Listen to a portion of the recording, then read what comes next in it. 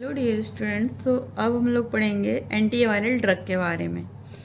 तो antiviral drug के बारे में पढ़ने से पहले सबसे पहले हम लोग जानेंगे कि वायरस क्या होता है। तो वायरस जितने भी वायरसेस होते हैं, तो viruses ultimate expression of obligate intercellular parasitism. तो इसमें जो ऑब्लिगेटेड इंट्रासेलुलर पैरासिटिज्म, इसका मतलब क्या है? वायरस क्या है? वायरस एक ऐसा पैरासाइट है जो बॉडी होस्ट की बॉडी से बाहर रहता है, तो वो नॉन वायबल कंडीशन में रहता है। तो वो फुल्ली डिपेंडेंट होता है होस्ट की बॉडी पर। जो वायरस होता है उसका ग्रोथ, उसका डेवलपमेंट, उसका मल्टीप्लिकेशन, ठीक है, उसका जो भी खाना पानी न्यूट्रिशन है, वो सारा किस पर डिपेंडेंट होता है? पूरा होस्ट की बॉडी पर ही डिपेंडेंट होता है। वो केवल होस्ट की बॉडी से अपना खाना पानी नहीं लेता, होस्ट की बॉडी पर ही वो क्या कर सकता है? मल्टीप्लिकेशन कर सकता है। इसलिए इसको क्या बोला जाता है? ऑब्लिगेट इंटरसेलुलर पैरासिटिज्म भी कहते हैं। अब जो ऑब्लिगेट इंट्रासेलुलर पैरासिटिज्म है, इसके द्वारा अगर कोई बीमारी हो, अगर वायरस के द्वारा कोई बीमारी हो रही है, वायरस इन्फेक्शन हो रहा है, तो उसके ट्रीटमेंट के लिए हम लोग जो भी दवाइयाँ यूज करते हैं उन्हें हम लोग क्या बोलते हैं? Antiviral drug. या वो दवाइयाँ जो वायरस के अगेंस्ट यूज किए जाएँ उन्हें हम लोग बोलते हैं एंटीवायरल ड्रग्स। एंटीवायरल ड्रग जब हम किसी पेशेंट को देते हैं, तो एंटीवायरल ड्रग का जो बेसिकली उद्देश्य होता है, या जो बेसिकली उसका जो एम होता है, वो ये नहीं होता है कि हमें वायरस को किल करना है या वायरस को डिस्ट्रॉय करना। उसका जो बेसिक उद्देश्य होता है वो होता है कि वायरस की ग्रोथ को हमें क्या करना है? इनहिबिट करना है। तो वायरस की ग्रोथ को इनहिबिट करने के लिए वायरस के अगेंस्ट जो भी हम लोग ट्रीटमेंट यूज करेंगे, उसे हम लोग क्या बोलते हैं? एंटीवायरल ड्रग्स बोलते हैं। अब वायरस हमारे दो टाइप के होते हैं, ठीक है। एक तो हमारा रेट्रोवायरस होता है, दूसरा हमारा नॉन रेट्रोवायरस होता है। अभी जो रेट्रोवायरस और नॉन रेट्रोवायरस है, इनमें भी एक डिफरेंस होता है। रेट्रोवायरस का मतलब क्या होता है? रेट्रोवायरस में एक यूनिक मैकेनिज्म होती है, और वो यूनिक मैकेनिज्म क्या है? जैसे कि हमारी बॉडी में जो सेंट्रल डोग्मा होता है, वो डीएनए से आरएनए, आरएनए से प्रोटीन बनता है। मोस्ट ऑफ द वायरस में भी क्या होता है? डीएनए से आरएनए, आरएनए से प्रोटीन बनता है। लेकिन जो रेट्रोवायरस होता है, रेट्रोवायरस में क्या होता है? डीएनए से आरएनए की जगह क्या होता है? आरएनए से डीएनए बनता है, ठीक है। In the presence of reverse transcriptase, reverse transcriptase नामक एक एंजाइम होगा। उस एंजाइम की प्रेजेंस में आरएनए से डीएनए की सिंथेसिस होगी, ठीक है।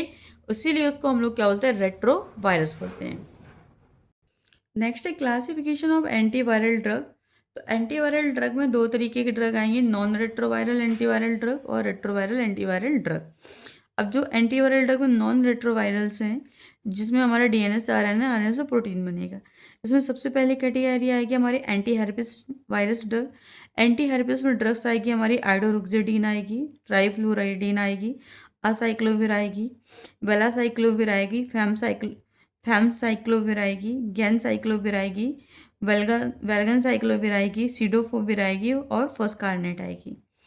इसमें दूसरी कैटेगरी हमारी आती है anti influenza virus drug. Anti influenza जो इन्फ्लुएंजा के अगेंस्ट में काम करेगी, उसमें ड्रग आएगी हमारी अमांटाडीन, रिमांटाडीन, ओसेल्टामिविर, ज़नाविविर और पेरामिविर। थर्ड कैटेगरी हमारी आएगी एंटी हेपेटाइटिस वायरस, ठीक है। जो हेपेटाइटिस वायरस के अगेंस्ट में काम करे, इसमें दो तरीके की आएंगी, फॉर हेपेटाइटिस बी और फॉर हेपेटाइटिस सी।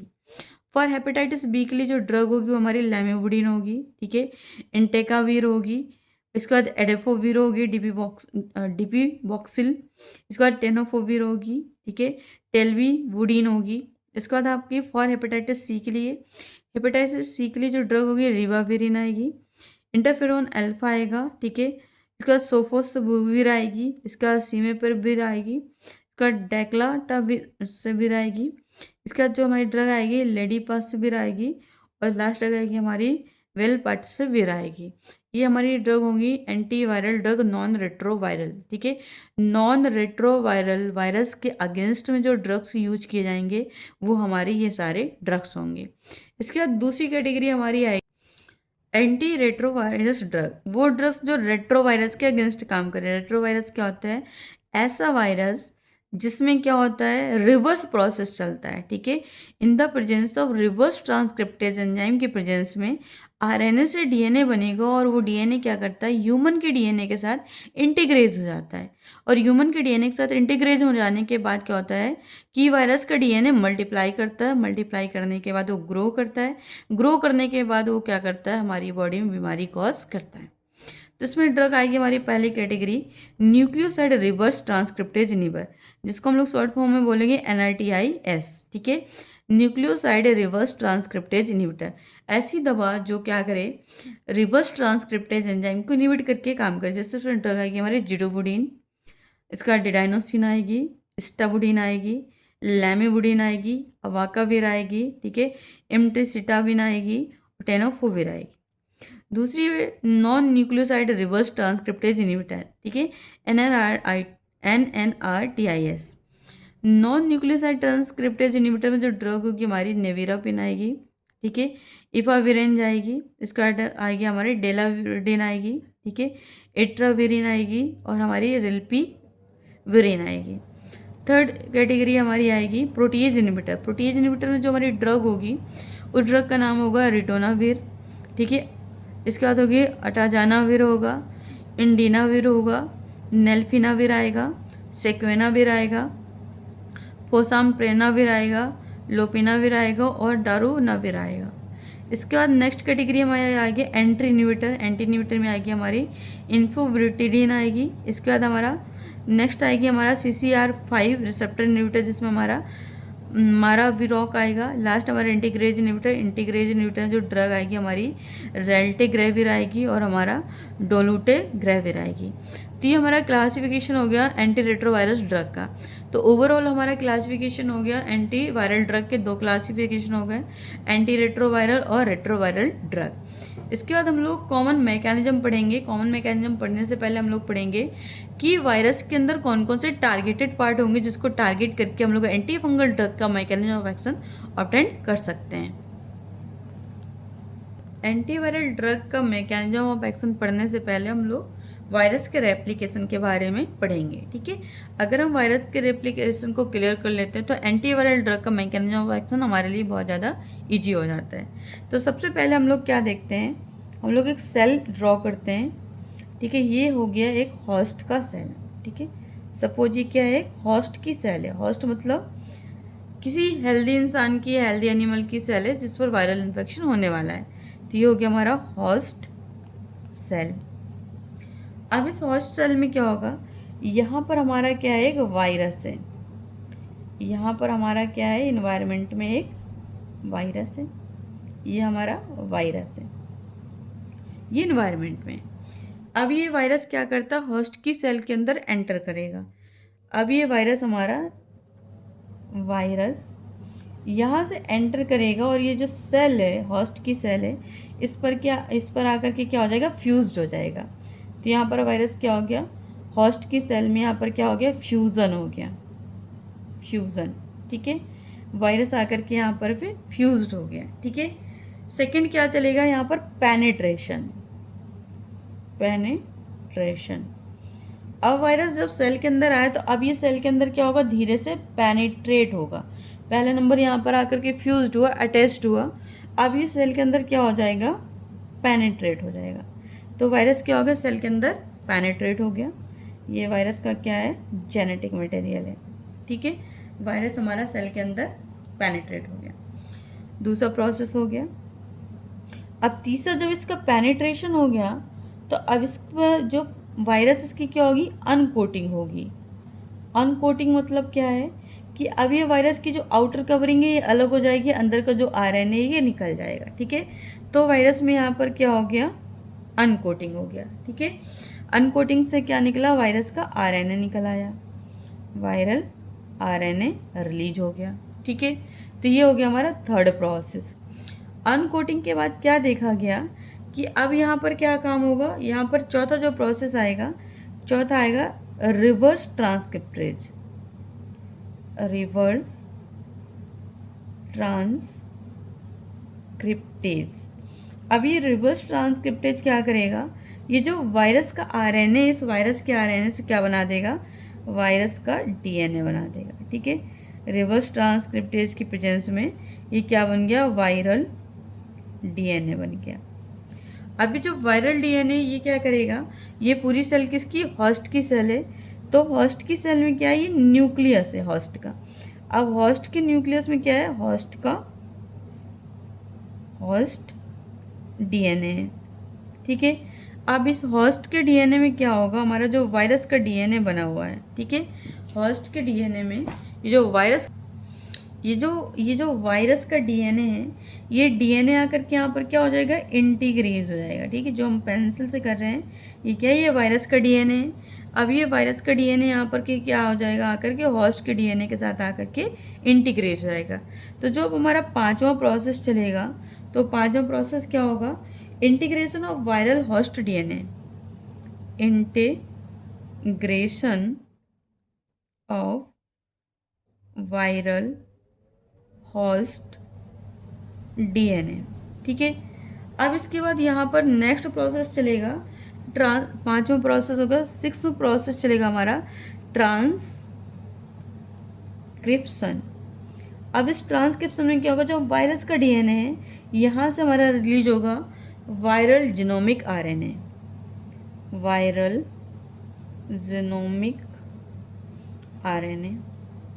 साथ ही साथ में यहाँ से और क्या रिलीज होगा, वायरल आरएनए, वायरल आरएनए।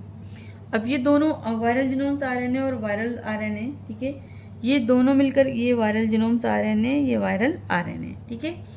अब ये दोनों क्या करेंगे, थ्रू द ट्रांसक्रिप्शन के थ्रू क्या करेंगे, ये एक वायरस बनाएंगे, ठीक है। ये क्या करेंगे, एक नया वायरस यहाँ पर बना देंगे, ठीक है। प्रोसेस कौन सा है, ट्रांसक्रिप्शन। ट्रांसक्रिप्शन ने क्या किया, एक वायरस बना दिया। अब ये जो वायरस है, वायरस का आरएनए, इसकी क्या होगी, असेंबली होगी। अब जो हमारा नेक्स्ट प्रोसेस होगा वो क्या होगा, assembly, packaging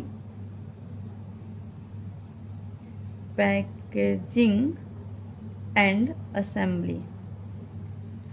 packaging and assembly में क्या होगी, यहाँ पर हमारा वायरस बना, ठीक है। अब ये वायरस का हमारा आरएनए के अंदर आ गया, हमारा ये वायरस कैसा हो गया, होस्ट की सेल के अंदर मैच्योर वायरस बन गया, ठीक है। अब ये मैच्योर वायरस क्या करेगा, यहाँ से फिर से रिलीज होगा।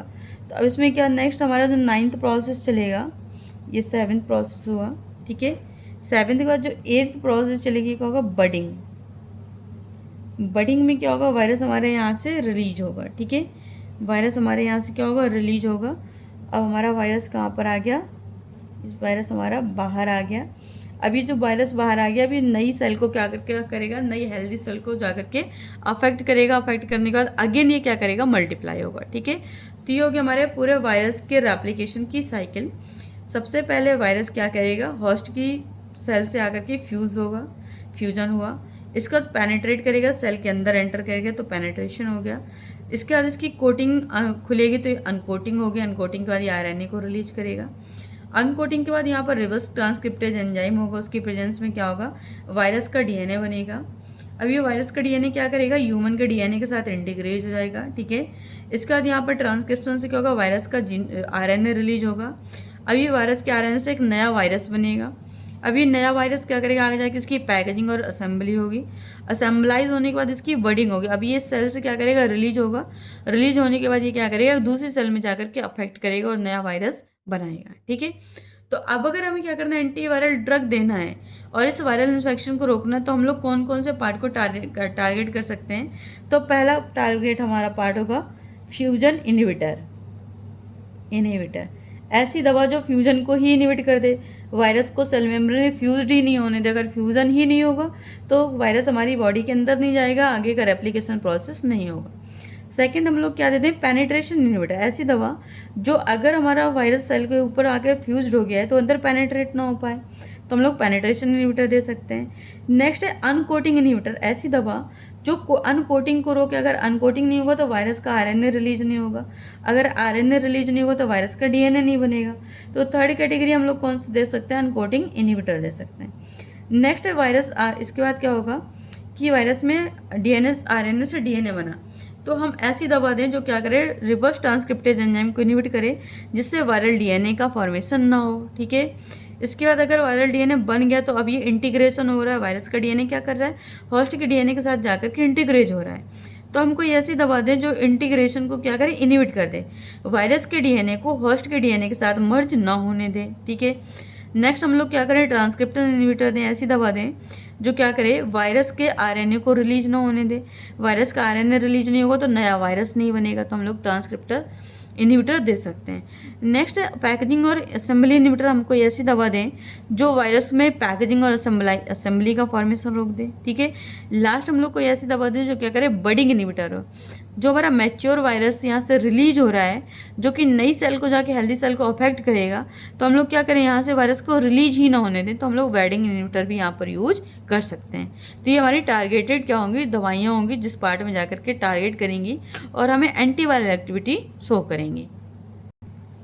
अब हम लोग यहाँ पर प्रॉपर इससे समझ लेते हैं। ठीक है, ये हमारा वायरस है, वायरस आएगा, ये पिंक कलर है, वायरस का फ्यूज़न हुआ। ठीक है, वायरस हमारे यहाँ पर फ्यूज्ड हो गया। ठीक है, होस्ट की सेल के साथ। इसके बाद ये अंदर की तरफ पेनिट्रेट हुआ, सेकंड हमारा पेनिट्रेशन हो गया। ठीक है, तो हम लोग दवा देंगे फ्यूजन इनहिबिटर। फ्यूजन इनहिबिटर में हम लोग ने इन्फ्लुविटाइड हमने दवा दी है। ठीक है, ये क्या काम करेगी, फ्यूजन को रोकेगी। फ्यूजन होने के बाद नेक्स्ट हमारे इसमें क्या हुआ, अनकोटिंग हुआ, तो हम लोग क्या करेंगे, अनकोटिंग को इनहिबिटर दे सकते हैं। हम लोग इनहिबिटर देंगे अमांटाडिन। अमांटाडिन क्या करेगा, अनकोटिंग को रोक देगा। अगर अनकोटिंग नहीं होगा तो वायरस का आरएनए रिलीज नहीं होगा, अमांटाडिन और रिमांटाडिन। इसके बाद अगर अनकोटिंग हो गया तो अब यहाँ पर रिवर्स ट्रांसक्रिप्शन प्रोसेस होगा जिसमें वायरस का डीएनए बनेगा आरएनए से। तो हम लोग क्या करेंगे, यहाँ पर हम लोग जिडोवुडिन देंगे। जिडोवुडिन क्या काम करेगा, रिवर्स ट्रांसक्रिप्टेज को इनहिबिट कर देगा जिससे आरएनए से डीएनए का फ्यूजन का कन्वर्जन नहीं होगा। अब अगर डीएनए बन गया तो अब डीएनए क्या करेगा, हमारे होस्ट के डीएनए से इंटीग्रेज होगा। तो अब हम लोग इंटीग्रेशन को रोकने के लिए क्या करेंगे, इंटीग्रेज इनहिबिटर देंगे। इंटीग्रेज इनहिबिटर क्या काम करेगा, वायरस के डीएनए को होस्ट के डीएनए से इंटीग्रेज नहीं होने देगा जिससे कि नया वायरस नहीं बन पाएगा। नेक्स्ट हमारा आएगा इंटीग्रेशन के बाद वायरल जीनोम्स रिलीज हुआ, वायरल आरएनए, यहाँ पर ट्रांसक्रिप्शन चला। ट्रांसक्रिप्शन के बाद नया वायरस बना, तो नए वायरस को रोकने के लिए क्या करेंगे, प्रोटीज इनहिबिटर देंगे। ठीक है, रोटानाविर देंगे और इंडेनाविर। रोटानाविर इंडेनाविर क्या करेगा, जो हमारा ट्रांसक्रिप्शन प्रोसेस है इस ट्रांसक्रिप्शन प्रोसेस को रोक देगा जिससे नया वायरस हमारा नहीं बनेगा। नेक्स्ट है पैकेजिंग और असेंबली। पैकेजिंग और असेंबली इनहिबिटर देंगे। लास्ट हमारा बडिंग। तो बडिंग में हम लोग क्या देंगे, न्यूरामिनिडेज इनहिबिटर देंगे। न्यूरामिनिडेज इनहिबिटर क्या होगा, जेनामिविर होगा और सेल्टामिविर होगा। जेनामिविर और सेल्टामिविर क्या काम करेगा, जो वायरस की बडिंग हो रही है यहाँ से रिलीज हो रहा है तो इस रिलीज को क्या करेगा, रोक देगा। अगर इसका रिलीज नहीं होगा तो अब ये बाहर नहीं निकलेगा और नए हेल्दी सेल को क्या करेगा, अफेक्ट नहीं कर पाएगा। तो ये हमारा common mechanism of action of antiviral drug. ठीक है, इसके बाद ये हमारे 7 स्टेप्स हो गए, फ्यूजन ऑफ वायरस, दूसरा होगा अनकोटिंग, तीसरा होगा हमारा ट्रांसक्रिप्शन ऑफ वायरस, चौथा होगा हमारा ट्रांसलोकेशन, पांचवा होगा हमारा असेंबली ऑफ विरियंस कंपोनेंट और लास्ट होगा हमारा रिलीज। तो इन सब प्रोसेस को इनहिबिट करके हम लोग क्या कर सकते हैं, एंटीवायरल एक्टिविटी अचीव कर सकते हैं। तो ये हो गया हमारा वायरल रेप्लिकेशन एंड उसके अगेंस्ट में हमारे एंटीवायरल ड्रग का मैकेनिज्म ऑफ एक्शन। इसके बाद हम लोग कुछ ड्रग्स के बारे में पढ़ेंगे, जैसे anti herpes virus agent. Anti herpes virus agent में हम लोग पढ़ेंगे असाइक्लोविर के बारे में। असाइक्लोविर बेसिकली क्या है, ये बेसिकली हमारी क्या है, डीऑक्सी ग्वानोसिन एनालॉग होती है। ठीक है, ये हमारी डीऑक्सी ग्वानोसिन एनालॉग कैटेगरी है ड्रग। ठीक है, ये हमारी एक प्रो ड्रग है। प्रो ड्रग मतलब जब ये बॉडी के बाहर रहेगा तो इनएक्टिव फॉर्म में रहेगा और जब ये बॉडी के बाहर जाएगा जब ये बॉडी के अंदर जाएगा तो एक्टिव फॉर्म में इसका कन्वर्जन होगा। तो असाइक्लोविर बेसिकली क्या हमारी प्रो ड्रग है। असाइक्लोविर हमारी क्या है, ये हमारा जो हर्पिस वायरस होता है 2 टाइप का होता है, टाइप 1 और टाइप 2, और साथ ही साथ जोस्टा वायरस। ठीक है, वेरिसोला जोस्टर वायरस। तो हमारा जो एंटी हर्पिस वायरस एजेंट है असाइक्लोविर, वो हमारा हर्पिस वायरस टाइप 1, टाइप 2 और वेरिसोला जोस्टर वायरस या एपिस्टीन बार वायरस, इतने सारे वायरस के अगेंस्ट में काम करता है। अब अगर हम इसके मैकेनिज्म की बात करते हैं तो इसका मैकेनिज्म क्या कहता है, जो हमारा असाइक्लोविर है ये सबसे पहले कैसा है, हमारा प्रो ड्रग है। इसे जब हम एडमिनिस्ट्रेट करेंगे तो बॉडी के अंदर जाने के बाद वायरस से एक रिलीज होगा एंजाइम काइनेज। वायरल का जो काइनेज एंजाइम है इसकी प्रेजेंस में असाइक्लोविर मोनोफॉस्फेट में कन्वर्ट होगा। अभी असाइक्लोविर मोनोफॉस्फेट हमारा अगेंस्ट सेलुलर काइनेज की प्रेजेंस में असाइक्लोविर डाइफॉस्फेट में कन्वर्ट होगा। असाइक्लोविर डाइफॉस्फेट हमारा सेलुलर काइनेज की प्रेजेंस में अगेन ही हमारा असाइक्लोविर डाइफॉस्फेट में कन्वर्ट होगा। तो अभी हमारा हो गया एक्टिव फॉर्म। ये हमारा क्या है, इनएक्टिव फॉर्म है, ये हमारा क्या होगा, एक्टिव फॉर्म हो गया। अभी जो एक्टिव फॉर्म ऑफ असाइक्लोविर क्या काम करेगा, दो जगह काम करेगा, वायरल डीएनए पॉलीमरेज, ठीक है। वायरल में जो डीएनए पॉलीमरेज है उसको क्या करेगा, इनहिबिट कर देगा। वायरस में डीएनए पॉलीमरेज एंजाइम को इनहिबिट कर देगा। साथ ही साथ कौन, डीएनए चेन टर्मिनेशन, वायरस में जो डीएनए की चेन है, जो इलोंगेशन ऑफ डीएनए चेन है, उसको टर्मिनेट कर देगा, ठीक है, जिससे कि वायरस की क्या हो जाएगी, डेथ हो जाएगी और हमारी बॉडी में वायरल इन्फेक्शन में आराम मिल जाएगा, ठीक है।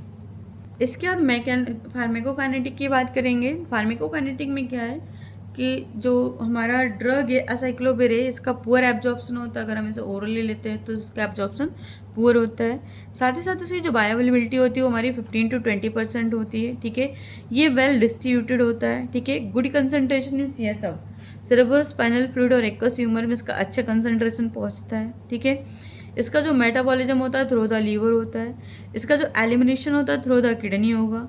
इसका जो हाफ लाइफ होता है वो क्या होता है, वो प्रोलॉन्ग्ड होता है, ठीक है। इसीलिए क्या कहता है, रीनल फेलियर कॉज करता है। ADR की बात करें तो नोजिया कॉज करता है, डायरिया कॉज करता है, हेडिक कॉज कर सकता है और रेसेस कॉज कर सकता है, ठीक है। इसके बाद अगर हम इसे टॉपिकली अप्लाई करते हैं तो बर्निंग सेंसेशन कॉज करेगा और इरिटेशन कॉज करेगा। अगर हम इसे IV फॉर्म में अप्लाई करते हैं तो रेनल टॉक्सिसिटी कॉज कर सकता है, यानी किडनी में टॉक्सिसिटी कॉज करेगा और न्यूरोटॉक्सिसिटी कॉज करेगा। इसका यूज कहाँ कहाँ पर करेंगे, हर्पिस वायरस टाइप 1 या हर्पिस वायरस टाइप 2, दोनों के ही द्वारा अगर हम इन्फेक्शन होता है तो उन दोनों के ट्रीटमेंट पे हम लोग क्या कर सकते हैं, आइसाइक्लोविर ड्रग का यूज कर सकते हैं। अगर क्या हुआ, हर्पिस वायरस के थ्रू इंसेफेलाइटिस हुआ है, इंसेफेलाइटिस मतलब ब्रेन में क्या हुआ, इन्फेक्शन और इन्फ्लामेशन हुआ, तो उसमें हम लोग यूज कर सकते हैं। इसके बाद हमारा कंजक्टिविटी जो है, केराटो कंजक्टिविटी, ठीक है, हर्पिस वायरस से हमारी आंखों में इन्फेक्शन हुआ है तो उसमें यूज कर सकते हैं। अगर हर्पिस जोस्टर वायरस से इन्फेक्शन हुआ तो उसमें यूज कर सकते हैं। चिकन पॉक्स के ट्रीटमेंट में भी हम लोग क्या कर सकते हैं, आसाइक्लोविर का यूज कर सकते हैं। दूसरी कैटेगरी हम लोग पढ़ेंगे nucleoside and nucleotide reverse transcriptase inhibitor. Nucleoside and nucleotide reverse transcriptase inhibitor, इसमें क्या होगा, ड्रग हमारी रहेगी जिडोबुडीन। अब जो nucleoside and nuclear reverse transcriptase inhibitor है, ठीक है, जिडोबुडीन क्या है, फर्स्ट ड्रग है जो यूज्ड होता है in the treatment of the HIV infection, ठीक है। ह्यूमन इम्यूनोवायरस यानी एड्स के ट्रीटमेंट के लिए जो सबसे पहले एंटीवायरल ड्रग है वो हमारी जिडोबुडीन है। इसके बाद में बहुत सारी अदर ड्रग्स आई, जैसे हमारी डेडानोसिन आई, स्टाबुडीन आई है, जेल्सिटाबिन आई, लैमिबुडीन आई, ठीक है। तो जो सबसे पहली ड्रग्स थी वो हमारी क्या थी, जिडोबुडीन। इसके बाद जिडोबुडीन को हम लोग क्या बोलते हैं, एजिडोथाइमिडीन भी बोलते हैं, ठीक है। जिडोबुडीन इधर एक थाइमिडीन एनालॉग है, इसको हम लोग एजिडोथाइमिडीन क्यों बोलते हैं, क्योंकि क्या थाइमिडीन एनालॉग है, ठीक है। ये हमारा एक्टिव अगेंस्ट HIV इन्फेक्शन, ठीक है। ये HIV इन्फेक्शन के अगेंस्ट में बहुत ज़्यादा एक्टिव है। अगर HIV के अगेंस्ट कुछ और रेट्रोवायरस है तो उनके अगेंस्ट में भी क्या करता है, ये काम करता है। अब मैकेनिज्म ऑफ एक्शन की बात करते हैं तो हमारा जो जिडोबुडीन है ये भी क्या है, एक प्रोड्रग है, ठीक है। जिडोबुडीन क्या करेगा, एंटर्स करेगा सेल में। अब एंटर करने के बाद ये हमारा कन्वर्ट होगा जिडोबुडीन मोनोफॉस्फेट में। अभी जिडोबुडीन मोनोफॉस्फेट हमारा अगेन कन्वर्ट होगा जिडोबुडीन डाइफॉस्फेट में। जिडोबुडीन डाइफॉस्फेट हमारा अगेन कन्वर्ट होगा जिडोबुडीन ट्राइफॉस्फेट में। ये जो ट्राइफॉस्फेट है ये क्या हमारा एक्टिव फॉर्म है, ठीक है, एक्टिव फॉर्म। अभी जो जिडोबुडीन डाइफॉस्फेट ये क्या करेगा कि वायरस के अंदर रिवर्स ट्रांसक्रिप्टेज नामक एक एंजाइम होगा, उस एंजाइम से जाकर के बाइंड करेगा। बाइंड करने के बाद क्या करेगा, वायरस के अंदर RNA से जो DNA की सिंथेसिस हो रही थी, उस RNA से DNA की सिंथेसिस को क्या करेगा, रोक देगा। यानी क्या करेगा, रेप्लिकेशन प्रोसेस को क्या करेगा, इनहिबिट कर देगा। अब अगर रेप्लिकेशन प्रोसेस इनहिबिट हो जाएगा तो अब यहाँ पर क्या होगा, वायरस का क्या होगा, रेप्लिकेशन नहीं होगा, वायरस के क्या होंगे, DNA का फॉर्मेशन नहीं होगा। अब अगर वायरस का DNA नहीं बनेगा तो यहाँ पर प्रीमेच्योर चेन टर्मिनेशन, वायरस की जो चेन है, DNA की चेन है, वो प्रीमेच्योरली क्या हो जाएगी, टर्मिनेट हो जाएगी। और प्रीमेच्योरली टर्मिनेट होने से क्या होगा, जो वायरस है वो बीमारी कॉज करने की कैपेबिलिटी को क्या करेगा, लॉस कर देगा और हमें वायरल इन्फेक्शन में आराम मिल जाएगा, ठीक है। तो जिडोबुडीन प्रोड्रग है, जिडोबिन मोनोफॉस्फेट में कन्वर्ट होगा, देन डाइफॉस्फेट में कन्वर्ट होगा, देन ये ट्राइफॉस्फेट में कन्वर्ट होगा। ट्राइफॉस्फेट हमारा एक्टिव फॉर्म होता है, ये हमारा रिवर्स ट्रांसक्रिप्टेज से बाइंड करेगा। बाइंड करने के बाद क्या करेगा, वायरस से रेप्लिकेशन को इनहिबिट कर देगा। रेप्लिकेशन को इनहिबिट कैसे करेगा, वायरस में जो आरएनए से डीएनए बन रहा था उसके सिंथेसिस को रोक देगा, जिससे कि जो वायरस की जो चेन है, डीएनए की चेन है, वो क्या हो जाएगी, प्रीमेच्योरली टर्मिनेट हो जाएगी और हमें वायरल इन्फेक्शन में आराम मिल जाएगा। इसके एडीआर क्या क्या हो सकते हैं, बोन मैरो सप्रेशन, ठीक है, बोन मैरो सप्रेशन हो सकता है। बोन मैरो सप्रेशन का मतलब क्या, ड्रग ब्लड सेल्स प्रोडक्शन, ठीक है। अगर बोन मैरो हमारी सप्रेस हो जाएगी तो हमारी बॉडी में बोन मैरो क्या हो जाएगी, ब्लड की सेल्स का जो फॉर्मेशन हो रहा था वो रुक जाएगा, ठीक है। इसके बाद दूसरा क्या हो सकता है, हेडेक। अगर हम किसी पेशेंट को जूडी वूडी दे रहे हैं तो भी सर दर्द हो सकता है। नोजिया हो सकता है, नोजिया मीन्स जी में चलाना। एनोरेक्सिया हो सकता है, एनोरेक्सिया मतलब क्या आता है, भूख ना लगना, ठीक है, या मोटे हो जाने के डर के कारण अब खाना खाना छोड़ देना। इसके बाद है माइल्जिया। माइल्जिया मतलब क्या होगा, मसल्स पेन, ठीक है, मसल्स में पेन हो सकता है। फैटिक, थकावट हो सकता है। न्यूरोटॉक्सिसिटी, न्यूरॉन में टॉक्सिसिटी हो सकता है। और इंसोम्निया, हम हो सकता है कि नींद ना आए। नेक्स्ट यूजेस, यूज कहाँ कहाँ पर करेंगे, एड्स के ट्रीटमेंट में, ठीक है, ड्यूरिंग द प्रेगनेंसी, ठीक है, reduce the risk of transmission of the, हम लोग इसका जो यूज है वो हम लोग कहाँ पर कर सकते हैं, एड्स के ट्रीटमेंट में, ठीक है, ड्यूरिंग द प्रेगनेंसी। अगर प्रेगनेंसी के दौरान किसी मदर, प्रेगनेंसी के दौरान जो मैटरनल मदर हैं उनको क्या हुआ, एड्स हुआ है, तो उनको अगर हम लोग जिडोबुडिन देते हैं तो जिडोबुडिन क्या करता है कि एड्स के बेबी में ट्रांसफॉर्मेशन के चांसेस का, ट्रांसमिशन के चांसेस क्या करता है, रिड्यूस कर देता है। इसके बाद नेक्स्ट क्या है इसका, अब इसमें दूसरी कैटेगरी आती है हमारी non nucleotide reverse transcriptase inhibitor. तो non nucleotide reverse transcriptase inhibitor क्या काम करेंगे, ये रिवर्स ट्रांसक्रिप्टेज एंजाइम से बाइंड करेंगे। बाइंड करने के बाद एंजाइम्स में कुछ चेंजेस कॉज कर देंगे, ठीक है। एंजाइम्स में चेंजेस कॉज करने के कारण क्या होगा, जो उनका ट्रांसक्रिप्शन प्रोसेस होगा वो रुक जाएगा, ठीक है। ट्रांसक्रिप्शन प्रोसेस रुकने से क्या होगा, जो रेप्लिकेशन था वायरस का वो भी रुक जाएगा, ठीक है। ये सबसे ज़्यादा इफेक्टिव होते हैं अगेंस्ट द HIV-1। HIV-1 के अगेंस्ट में हमारे non nucleotide reverse transcriptase inhibitor बहुत ज़्यादा इफेक्टिव ड्रग होते हैं। नेक्स्ट है प्रोटीज इनहिबिटर। प्रोटीज इनहिबिटर को हम लोग शॉर्ट फॉर्म में PI भी बोलेंगे, ठीक है। प्रोटीज इनहिबिटर वो ड्रग्स होते हैं जो हमेशा एंटीरेट्रोवायरल ड्रग के साथ में यूज किए जाते हैं। इसमें हमारा जो सेकोनाविर सबसे पहला एजेंट है प्रोटीज इनहिबिटर का। तो जो प्रोटीज इनहिबिटर हैं, हम लोग बात करें कि काम कैसे करेगा, तो जो HIV वायरस होता है, HIV वायरस में क्या होता है, एक एंजाइम, ठीक है। तो HIV वायरस के रेप्लिकेशन के लिए HIV वायरस की बॉडी में एक एंजाइम होता है जो कि उसके सर्वाइवल की बहुत ज़्यादा ज़रूरी होता है। उस एंजाइम का नाम होता है प्रोटीएज, ठीक है। तो हमारी जो ड्रग है किसको टारगेट करेगी, सिर्फ प्रोटीएज को टारगेट करेगी। अगर ये प्रोटीएज को टारगेट करेगी तो जो वायरस है वो हमारा रेप्लिकेट नहीं कर पाएगा, ठीक है। वायरस का रेप्लिकेशन नहीं होगा तो हमें क्या होगा, वायरल इन्फेक्शन में आराम मिलेगा। प्रोटीज इनहिबिटर का काम क्या रहेगा, ये कॉम्पिटेटिवली बाइंड करेंगे HIV प्रोटीज। हम अगर किसी पेशेंट को प्रोटीज इनहिबिटर देते हैं, ये दवा पेशेंट की बॉडी में जाएगा, बॉडी में जाने के बाद वायरस की बॉडी में जाएगा, वायरस की बॉडी में प्रोटीज नामक एक एंजाइम होगा, उससे बाइंड करेगा। बाइंड करने के बाद इस एंजाइम को इनहिबिट कर देगा। जैसे ही एंजाइम इनहिबिट होगा तो वायरस का जो रेप्लिकेशन था और मैच्योरेशन था वो क्या हो जाएगा, ब्लॉक हो जाएगा। अब वायरस हमारा रेप्लिकेट नहीं कर पाएगा, मैच्योर नहीं हो पाएगा, जिससे कोई बीमारी भी कॉज नहीं कर पाएगा और हमें वायरल इन्फेक्शन में आराम मिल जाएगा। अब अगर हम लोग फार्माकोकाइनेटिक की बात करें तो फार्माकोकाइनेटिक में सेक्वेनाविर को छोड़ के, प्रोटीज इनहिबिटर में सेक्वेनाविर को छोड़ के जितने भी प्रोटीज इनहिबिटर हैं वो वेल एब्जॉर्ब हो जाते हैं, ठीक है। जितने भी हमारे प्रोटीज इनहिबिटर हैं उनका जो प्लाज्मा प्रोटीन बाउंड होता है वो बहुत अच्छा होता है। सारे प्रोटीज इनहिबिटर का जो मेटाबॉलिज्म होता है वो हेपेटिक माइक्रोसोमल एंजाइम होता है, ठीक है। साइटोक्रोम P450 एंजाइम की प्रेजेंस में क्या होगा, इसका मेटाबॉलिज्म होगा। इनका जो एक्सक्रीशन होगा थ्रू द यूरिन होगा। इसके ADR की बात करें तो GIT सिम्टम्स कॉज करेगा। अगर हम लोग इसके यूजेस की बात करें तो HIV इन्फेक्शन के ट्रीटमेंट में इसका यूज किया जाता है। तो ये आज हमारी पूरी क्लास हो गई एंटी वायरल ड्रग के बारे में, ठीक है। अभी अगर हमारा वीडियो पसंद आए तो हमारे वीडियो को लाइक करें, चैनल को सब्सक्राइब करें, वीडियो को शेयर करें। Thank you for watching my channel.